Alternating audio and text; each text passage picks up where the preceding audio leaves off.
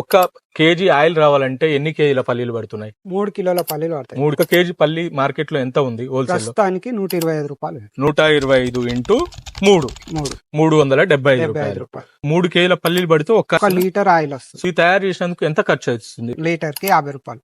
ఒక బాటిల్ కి 30 నుంచి 35 రూపాయలు. ఓవరాల్ గా ఒక 4 నుండి 450 రూపాయలు ఖర్చు అవుతుంది. ఒక 50 రూపాయలు చూసుకొని మీకు కస్టమర్ కి ఇస్తారు.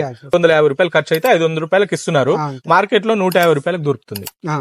సో ఎట్లా సాధ్యం అవుతుంది? ఆ డౌట్ బాగా అందరికి ఉంది, దాని గురించి చెప్పండి. మార్కెట్ లో అమ్మే నూనె అసలు నూనెనే కాదు. ముందు నేను ఫస్ట్ నుంచి చెప్తున్నాను, అది నూనెనే కాదు, అది పెట్రోలియం డ్రై ప్రొడక్ట్. రెండోది చికెన్ వేస్ట్.